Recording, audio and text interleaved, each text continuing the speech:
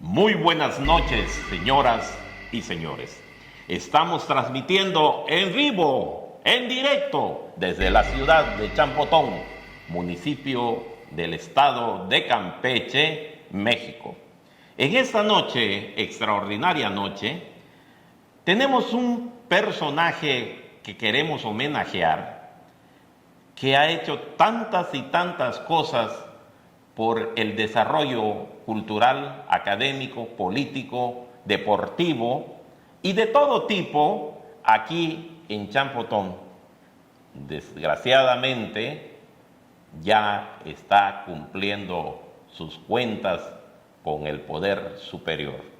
Pero en esta noche nos acompaña su hija, la contadora Ivonne Cobos Slemen. Obviamente que ya ustedes identificaron de quién vamos a referirnos, al maestro, al gran connotado investigador, además historiador.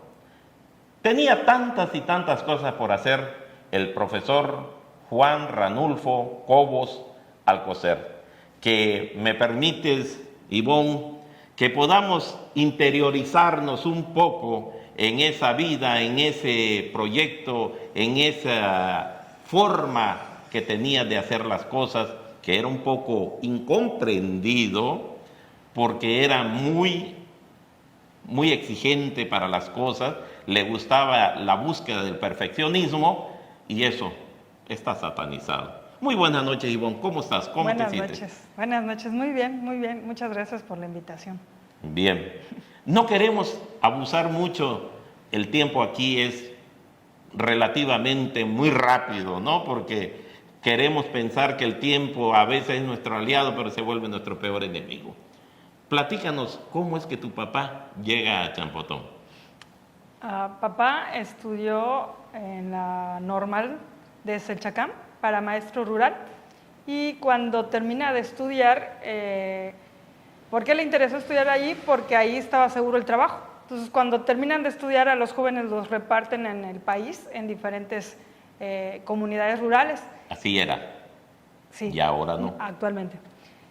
Entonces, a él le toca irse a Guerrero a trabajar. Ahí fue su primera escuela. Pero ¿En qué parte de Guerrero, Ivo?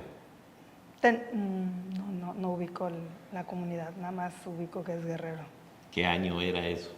Como 1967, 66, 67. Regresa y se casa con mi mamá, que era originaria de Selchacán. Y de la casta divina de Selchacán. Se la lleva a Guerrero, y estando allá, en los cambios que se dan normalmente para los maestros rurales, le surge la oportunidad de irse a trabajar a Tecate, California, o regresar a Champotón, a la península de Yucatán. Y dice, Champotón, no conozco Champotón, pero yo sé mucho de Champotón. Pero sí he bailado el danzón. Porque mis compañeros de la normal tocaban el danzón, dice, entonces, no, sí me interesa Champotón. Y la opción fue entonces venirse a radicar a Champotón. Y comentó él que al llegar a Champotón con mamá, que fue una compañera fenomenal porque no tenía problemas, ni siquiera intentó regresar a su casa a Selchacán enseguida. Se quedó en Champotón y les encantó a los dos. A los dos quedaron maravillados con Champotón, con esta comunidad que estaba iniciando.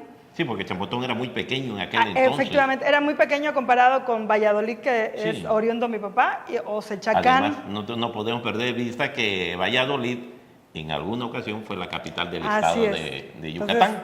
Entonces, quedaron maravillados los dos, y aquí prácticamente se quedaron. En algún otro momento le volvió a tocar un cambio a mi papá, pero fue hacia Tabasco o hacia, pues, cerca de la península, y se quedaban siempre en Champotón. Ya era la base de ustedes, Champotón. Posteriormente abren un comercio, y ya definitivamente, aunque a él le tocan cambios, siempre regresaba a Champotón, ¿no? Ya la familia se quedó asentada y él era el que se movía y regresaba. En ese tiempo que él viaja por allá por Guerrero, era la época de Genaro Vázquez, de Lucio, los grandes maestros que estaban en desacuerdo a la forma en que se manejaba la educación en aquel entonces en México.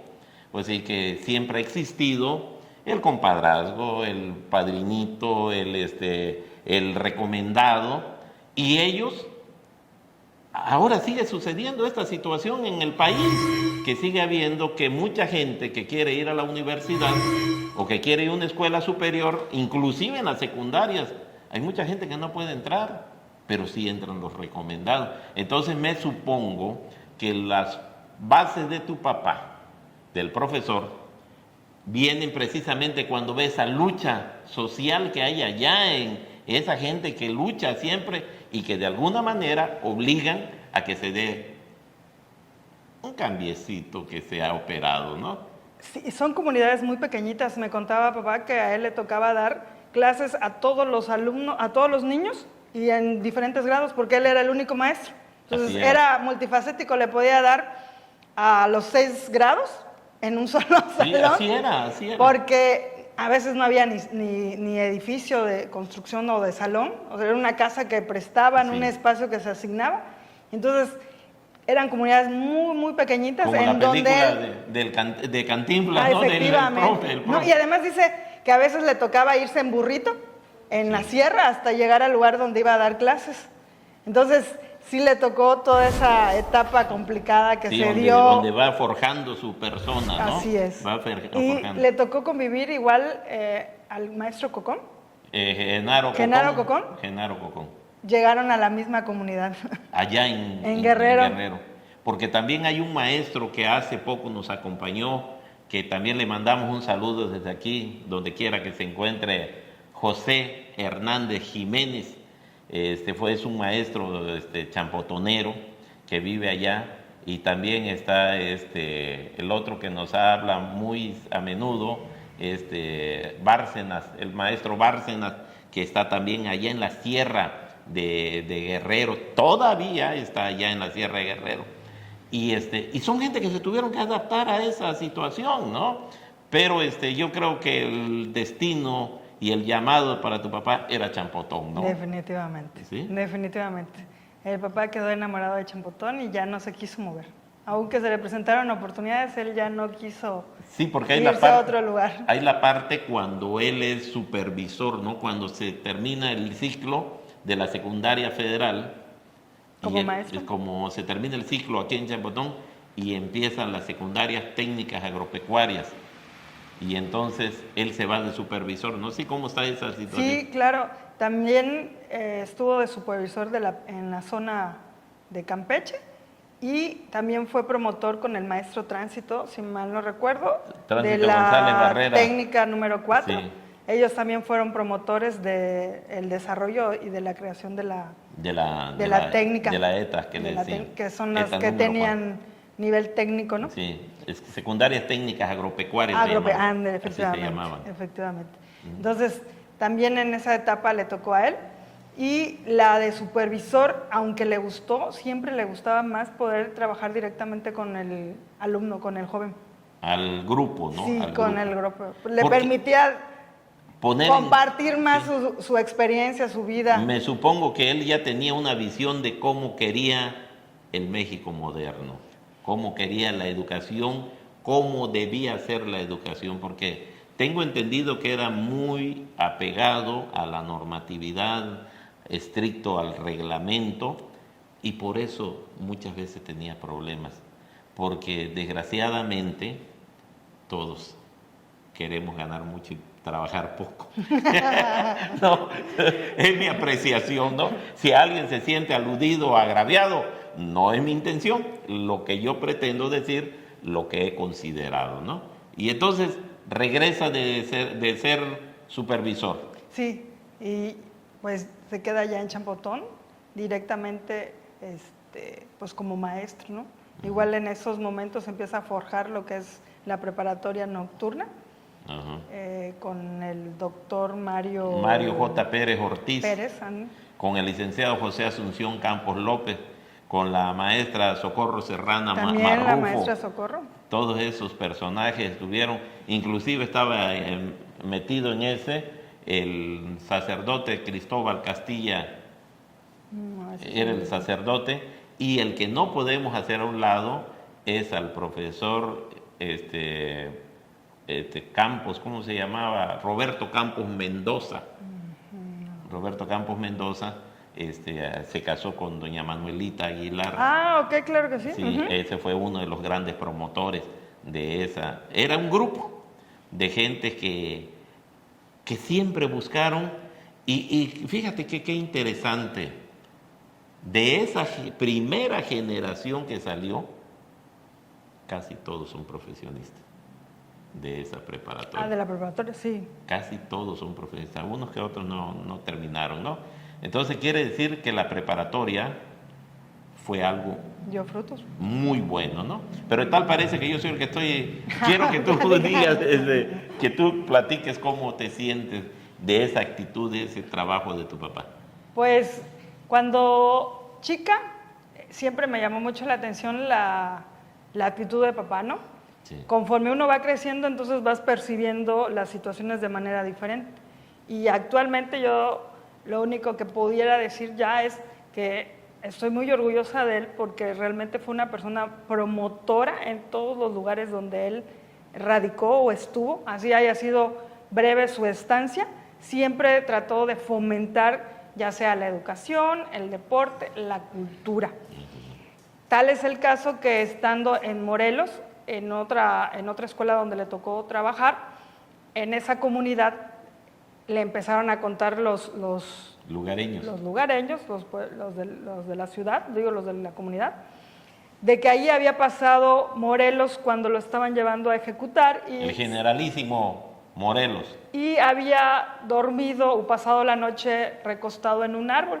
Entonces a él le empezó a llamar muchísimo la historia de cómo en algunas comunidades no figuran en la historia o no son plasmadas en la historia de manera general, porque son pequeños actos o situaciones que se le dan. Desde ese momento él empezó a batallar porque en esa comunidad se le desarrollara un monumento a Morelos para que empezara a figurar dentro de la historia esa comunidad, y actualmente esa comunidad se llama oficialmente Paso Morelos, debido precisamente a Juan Ranulfo Cobos, a la batalla de historia que generó en ese instante, ¿no? Y actualmente se llama Paso Morelos, tiene un monumento, tiene un busto a Morelos, y está custodiado y resguardado el árbol donde se resguardó la noche. Todavía.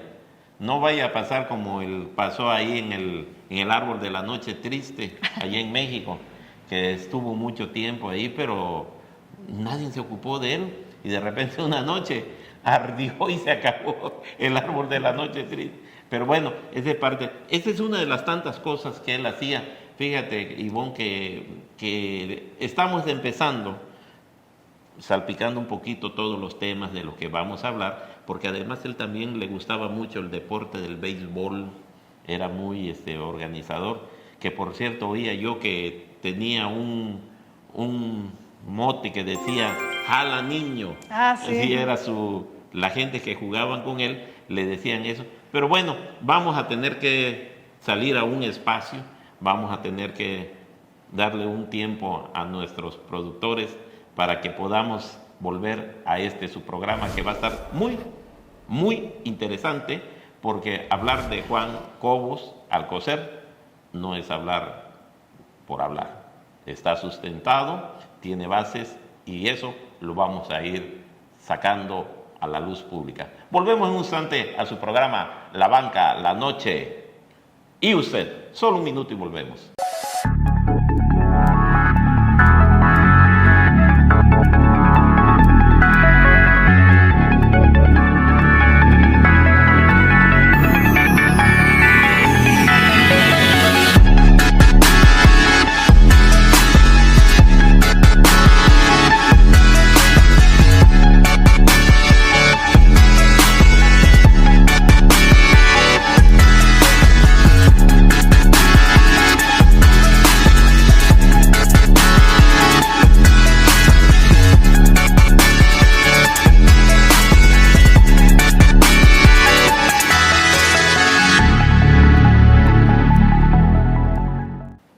ya estamos de vuelta en esta interesante plática con la contadora Ivonne.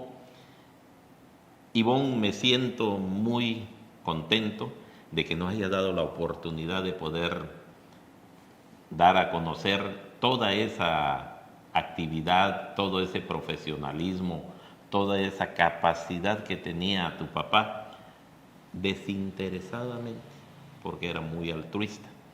Pero también quiero invitar al público en general, antes de que continuemos con esta interesante plática, que nos sigan por favor en nuestros dos canales que tenemos en YouTube. Nos pueden encontrar como Telesférica y nos pueden encontrar también en Facebook como La Banca Champotón.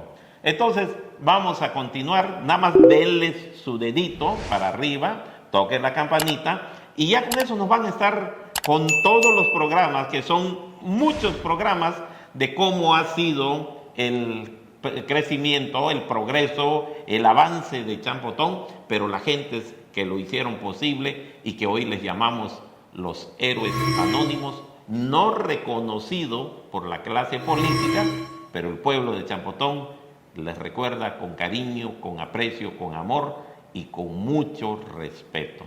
Y uno de ellos es precisamente Juan Ranulfo Cobos Alcocer. Bueno, pues vamos a continuar. ¿Cuántos son ustedes? Somos 5 hermanos. 5 hermanos. La mayor, Yasmín. Después viene Juan. Luego Pedro, yo y Badi Alberto. Son todos profesionistas. Sí, todos profesionistas. 2 contadores, ingeniero, maestros. Bien. Entonces quiere decir que hicieron bien la tarea tus papás, ¿no? Hicieron bien la tarea. Eso me parece bien. Bueno, cuando tu papá llega, Champotón era muy, muy pequeño. Yo me acuerdo que Champotón terminaba aquí en la colonia, hasta donde está un terreno muy grande que le decían la Quinta de Pepón. Para los que somos gentes de mucho tiempo atrás, sabemos dónde es. Ahí está ahora un negocio donde venden comida en la noche, tacos en la noche. Ahí estaba una tienda de don Lauce Calderón. Ahí terminaba Champotón. Por el lado del malecón terminaba de donde está el cementerio. Al lado estaba el maestro Paredes, que es una plática también pendiente que le debemos al público. Aquel señor que construyó muchos barcos y que viajaron hasta fuera del país. Y por la parte de aquí del Pozo Monte, donde está la escuela Cuauhtémoc, una cuadra para abajo, ahí empezaba un rancho que se llamaba El Cardenal. Eso era Champotón. Por eso se llama por ahí Cardenal. Por eso se llama El Cardenal. Entonces, pero bueno, entonces él llega, le gusta Champotón. Tu mamá acepta estar en Champotón y él ¿qué empieza a hacer aquí en Champotón? Pues él llega aquí como maestro en la primaria y en la secundaria. Pero al estar aquí en Champotón se va dando cuenta que es una comunidad que tiene futuro y opciones. Una de ellas fue precisamente abrir una papelería, que fue la primera papelería que se apertura en el municipio, y tiempo después, creo que 1 año o 2 años después, apertura igual dentro de la papelería la primera imprenta en el municipio. Sí, sí me acuerdo. La primera imprenta, y entonces pues se establecen formalmente ya en Champotón, aún que ninguno de los dos era champotonero. Efectivamente. Aún así, a él como maestro pues le tocaba irse a algunas otras comunidades, pero pues ya la familia se quedó en Champotón, ¿no? Él se podía mover, pero regresaba a la ciudad de Champotón.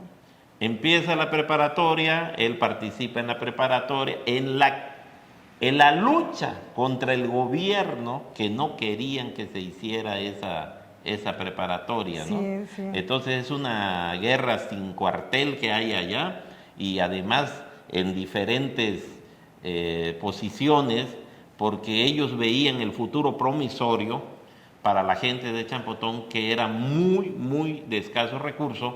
Siempre el pueblo de Champotón ha sido un pueblo de pescadores y de campesinos, y no les alcanzaba los recursos para mandar a sus hijos a las escuelas, y entonces este grupo de gentes muy valiosa, muy grande, muy atinados en lo que hicieron, y paradójicamente, fíjate, estaba tu papá, que no era de Champotón, estaba la profesora Socorro Serrano, que no era de Champotón, estaba el profesor Roberto Campos Mendoza, que no era de Champotón, eran de los más, estaba el doctor Mario J. Pérez Ortiz, que no era de Champotón, y son los promotores. Estaba el padre Cristóbal Castilla, el sacerdote de la iglesia de aquí de Champotón, que no era de Champotón, él era michoacano. Y entonces, ¿cómo se conjuntan? ¿Cómo invitan a la población? ¿Cómo motivan a la gente? Y se construye la escuela por cooperación, Champotón Preparatoria Nocturna, Champotón. Y finalmente, ellos son los maestros, los que están dando clases sin cobrar un solo centavo. Eso tiene su valía, tiene su reconocimiento, ¿no? Entonces, esas gratitudes nunca se han expresado, nunca se han reconocido. ¿Cuántos presidentes municipales ya pasaron que egresaron de esa preparatoria? ¿Cuántos presidentes municipales hoy son profesionistas gracias a esa preparatoria, y en su paso por la administración nunca se acordaron? Nunca se han acordado de decir mi maestro Juan Cobos, mi maestro Asunción Campos, mi maestra Socorro Serrano, nunca hicieron un reconocimiento a estas gentes. Entonces nosotros, como un verdadero homenaje, humilde, sencillo, pero de corazón, para esta gente y en especial para tu papá, porque pues siempre se metió, y luego se metió en lo de la escuela de pesca. ¿Cómo estuvo eso? Sí, en el nivel superior, papá fue una persona promotora realmente, porque él consideraba que la educación debía estar al alcance de todos, la educación y la cultura igualmente, porque eso es lo que va a permite que el pueblo crezca, que la gente se desarrolle y que en consecuencia una economía más saludable. Entonces se dio cuenta de la necesidad de la comunidad de tener un nivel superior y empezó a abogar igual porque despertar el interés en varias personas de Champotón para abogar por este nivel superior. En ese momento se logró la Escuela de Ingeniería en Pesquera, que era como un módulo del Tecnológico de Campeche, efectivamente, del Tecnológico de Campeche, como una extensión del Tecnológico de Campeche aquí en Champotón. Y aún así no quedaron satisfechos todo ese grupo que habían formado una asociación que se llama Perspectivas, y siguieron promoviendo educación a otro nivel, igual superior, pero ahora universitario. En aquellos momentos entonces igual empezaron a abogar por un módulo en Champotón de la UAC, porque habían escuchado que habían abierto un módulo en Escárcega. Y eso no les pareció. Y eso no les convenció, dijo, ¿cómo es posible? Nosotros estamos más cerca. Y además no era municipio en aquel entonces todavía. Todavía, efectivamente. No era municipio. Y empezaron a promover esto. Tanto se logró que lograron obtener por parte del ayuntamiento un espacio, unas hectáreas para que la universidad pudiera abrir aquí su módulo. No se logró tampoco en ese instante, pero como gente interesada y dedicada, aguerrida efectivamente, le continuaron insistiendo, y tiempo después lo que se apertura es el Tecnológico Superior de Champotón. Fíjate que te quiero hacer algún comentario, fíjate.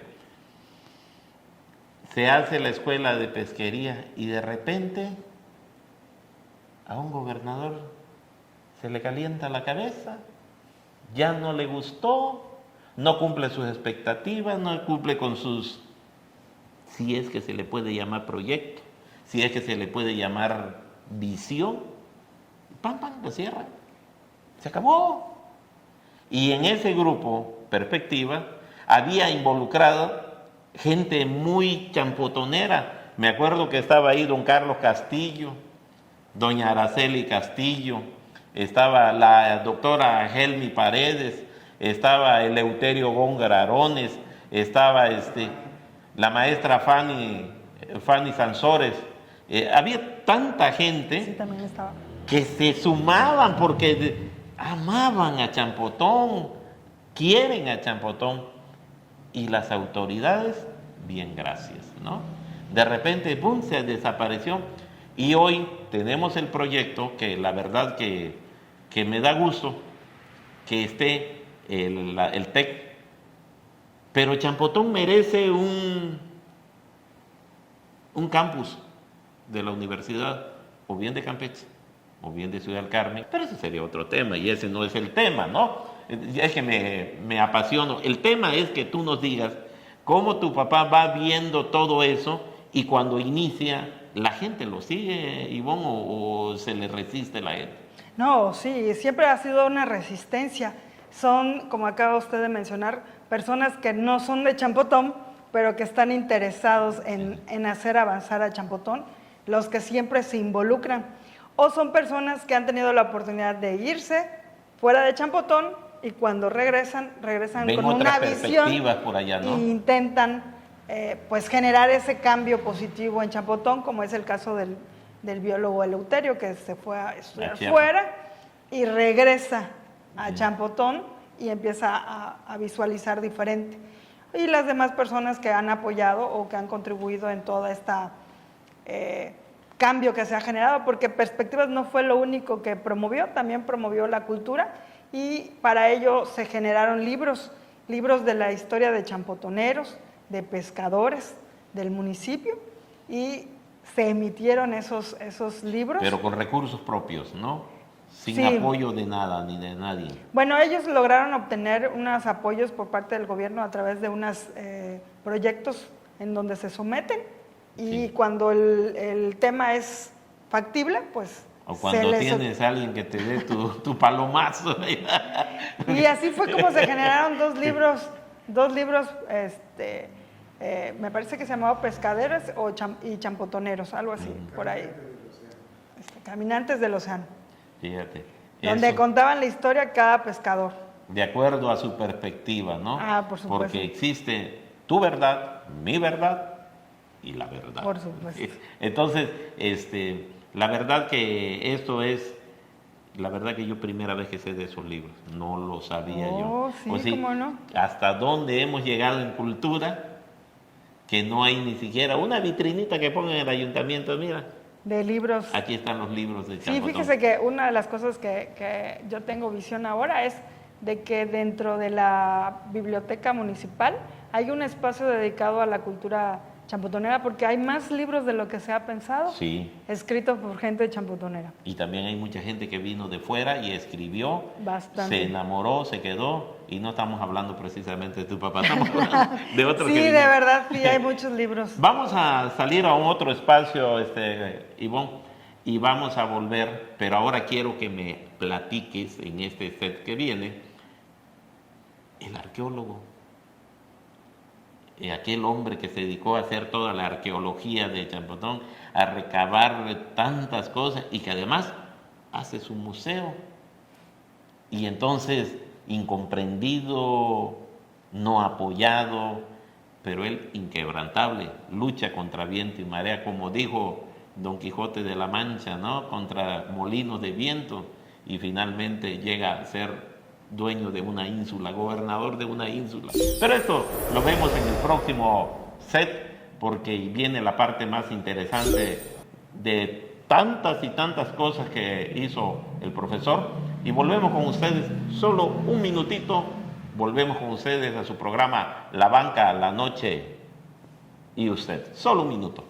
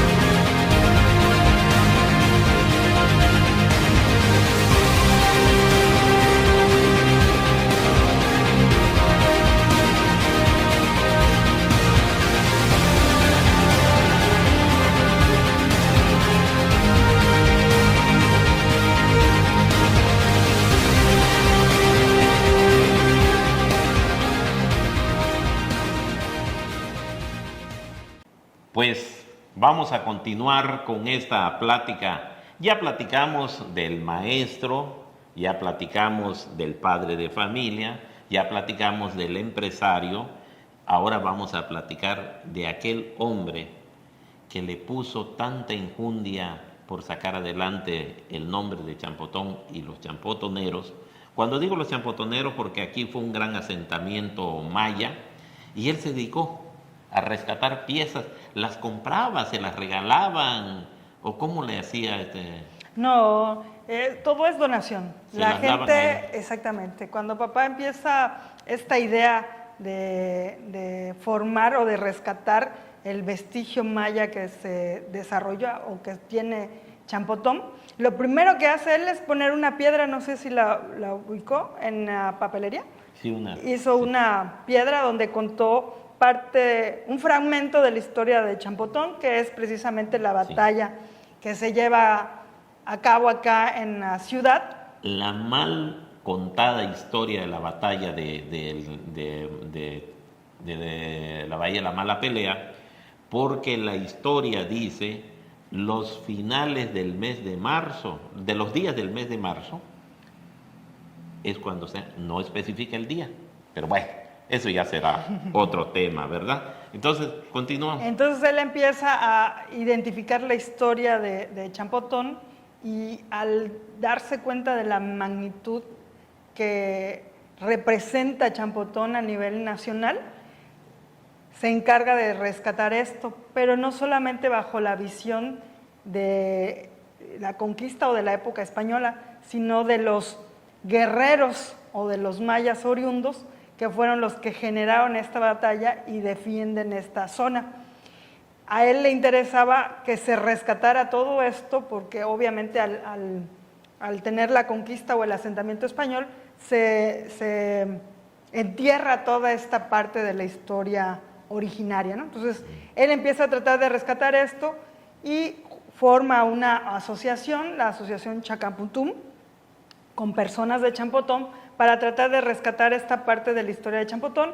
Y cuando las personas empiezan a escuchar esto, le empiezan a ofrecer la venta de piezas pero obviamente esto no es legal ni formal, por lo tanto él se abstiene por completo de esto y los invita a que si realmente quieren aportar o ayudar a esta asociación o a reconocer la historia de Champotón, se las donen.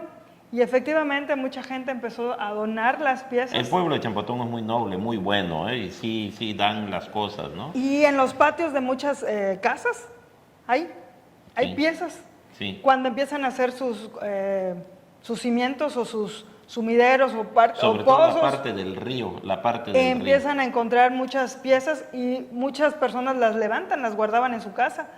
Y precisamente estas personas fueron las que entonces, si es para promover a Champotón, para que Champotón tenga un espacio y donde se reconozca esta historia, se la ceden a la asociación, que llegó el momento en que la asociación llegó a tener una cantidad razonable de piezas, pero además para poderlas exhibir, el INAH les interviene y les dice que tienen que revisar que esas piezas sean auténticas. De lo contrario no lo permiten. Pero cuando son auténticas, el INAH pudo haberle hasta fincado responsabilidades, porque eso es patrimonio de la nación.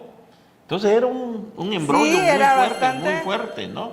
Todo fue un proceso legal que la asociación cubre y cumple a través con el INAH y le permite el INAH entonces hacer una exposición. Porque ellos se vuelven depositarios, ¿no? Se vuelven depositarios nada más. Le ceden esa facultad a la asociación. Sí. Y es así como él abre en el 2017 la exhibición Maya en calle 30, en la calle 30, y se exhiben bastantes piezas, desde vasijas hasta monolitos, tambores, figurillas también, puntas de lanza, metates. De todo lo que encontraron, ¿no? Todo lo que le habían proporcionado. Lo que la gente aportó. Oye, Ivonne, yo tengo entendido de que ese lugar donde estaban no era de ustedes, ni era de la asociación, sino era de un particular y que además tenían que dar una renta, ¿no?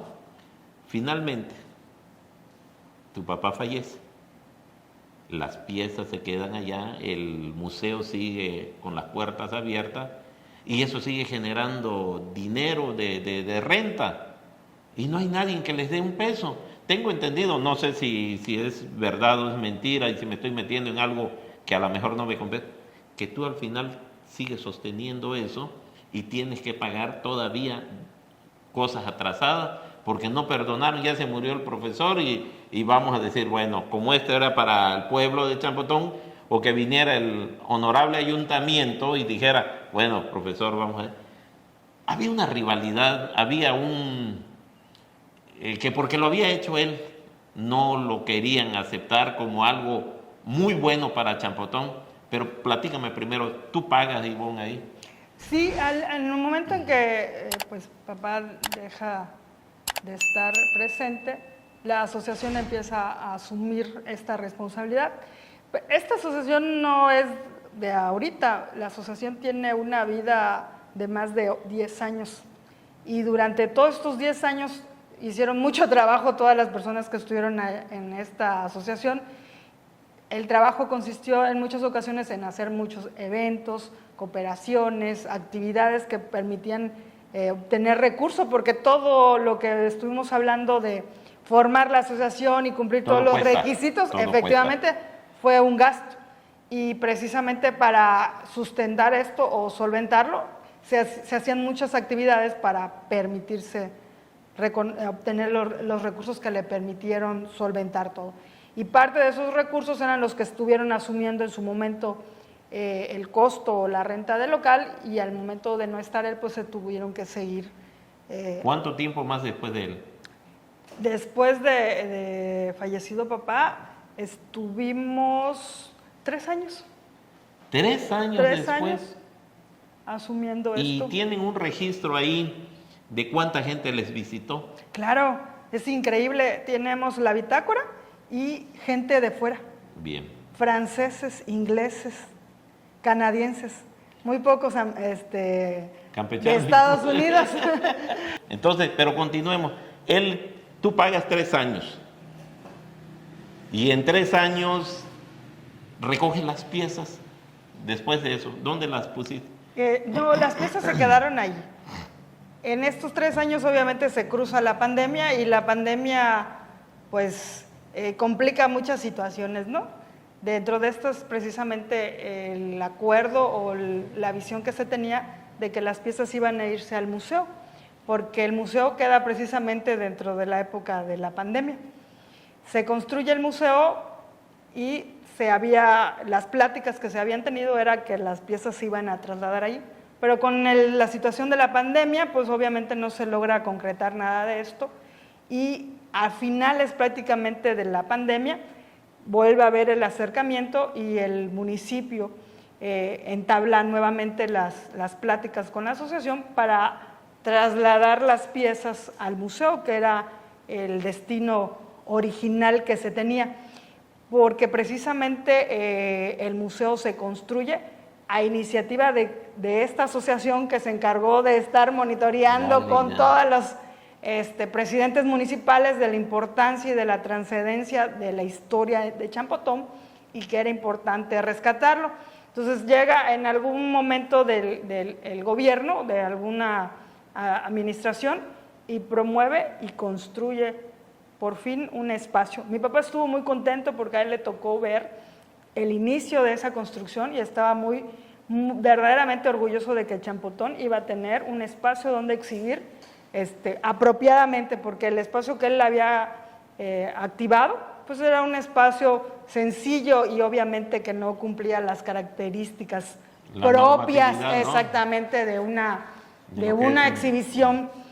Cuando escucha que están construyendo, de hecho visita todavía la construcción y queda maravillado de lo que iba a contener, ¿no? Porque le hacen una presentación a la asociación de lo que iba a ser la construcción. Entonces, La asociación queda maravillado, él queda muy contento de que en su momento iban a ser trasladadas las piezas para allá y que iba a haber ya por fin un espacio dentro de Champotón que permitiera rescatar la historia originaria de Champotón. Entonces, llega el momento en que la administración hace el acercamiento, se hacen los trámites pertinentes y el ayuntamiento traslada las piezas al edificio ya destinado para esto. Sí se llega a hacer una inauguración, lo que pasa que se quedó dentro de las épocas todavía de los finales de la pandemia y no se le da la promoción propia, ¿no? Porque pues todavía se estaban cumpliendo los requerimientos de la pandemia, no hacer... La nueva normalidad, ¿no? Efectivamente, no se permitían aglomeraciones, ni en espacios cerrados mucha gente, entonces fue un acto significativo, por lo menos para nosotros como asociación, para las personas que donaron sus piezas, porque por fin las ves en un espacio apropiado y diseñado para... Compartiendo la historia de Champotón, quienes lo quieran conocer, ¿no? Efectivamente. Entonces, el edificio realmente es muy bonito, cumple muchas situaciones que al menos yo no había podido apreciar en museos cercanos, porque por ejemplo en Sechacán hay una pequeña muestra, pero realmente el museo que se genera en Champotón cumple, yo creo que mayores características que hasta un museo de Campeche. De verdad, muy bonito. Las personas que intervinieron en el diseño y la estructura es muy impresionante. La primera parte del museo, la entrada, es prácticamente resaltar todo los recursos naturales que tiene el municipio. Toda esa parte, la primera parte es resaltar todos los recursos naturales del municipio y ya entonces entramos a la etapa o a la exhibición maya, ¿no? Que igualmente tiene aporte de la universidad también cede... Lo validó. Sí, valida y cede piezas también para la exhibición. Entonces es una exhibición muy bonita que lamentablemente por la situación que se estaba viviendo de la pandemia no se pudo apreciar en su magnitud, pero que sí se hizo un acto de inauguración en donde nos acompañaron las autoridades pertinentes y fue muy preciado, ¿no? Actualmente hay otro acercamiento por parte del ayuntamiento con todos estos cambios de administración que se han dado y quieren retomar esta exhibición, este museo, el cual se había quedado detenido precisamente por los cambios administrativos que se generaron y pues yo creo que lo van a retomar adecuadamente porque todos los trámites se están llevando igual de manera pertinente con la Asociación Chacaputún y hasta con la misma universidad para poder retomar. Creo que la visión que se tiene tanto en la administración pasada como esta de rescatar la historia champotonera es fundamental independientemente de quienes estén en la administración porque al final todos somos champotoneros. Bueno, pues entonces, mira, Ivonne, desgraciadamente el tiempo se nos termina. Quisiera yo pedirte que des un mensaje de despedida, que sugieres, que propones y que invitas a la gente, no solo de Champotón, de todos lados. Bueno, voy a tener que hacer el comentario que papá siempre hacía, ¿no? Estudiar, cultivar la mente, prepararse es lo básico para el desarrollo de cualquier joven y de cualquier comunidad, ¿no? El desarrollo de los pueblos y de una nación siempre va a estar en base al estudio. Es por eso que él siempre fue promotor de la educación, independientemente de la visión que se puedan tener las administraciones o los gobiernos. A él estuvo muy orgulloso precisamente de que se aperturara un instituto tecnológico superior en el municipio, que le dé oportunidad a todos los jóvenes a desarrollarse no solamente en su municipio o en su comunidad, a que les permita abrirse las puertas para irse a otros... Tener herramientas para luchar, ¿no? Efectivamente, para poder luchar, porque de eso depende el desarrollo. Y como diría papá, firmes aunque no marches. Eso. Muy bien, pues tenemos que agradecer a Ivonne, la contadora Ivonne Cobos Sleme. Muchísimas gracias, Ivonne, ha sido una noche extraordinaria, maravillosa. Me siento muy contento. Quedaron muchas preguntas en el tintero que ya no pudimos sacar porque pues desgraciadamente así es esto. Pero invitamos al público, sigan con nosotros, sigan en su programa La Banca, La Noche y Usted. Yo soy Porfirio Alberto Martínez Javier y nos vemos en próximos programas. Que pasen muy buenas noches.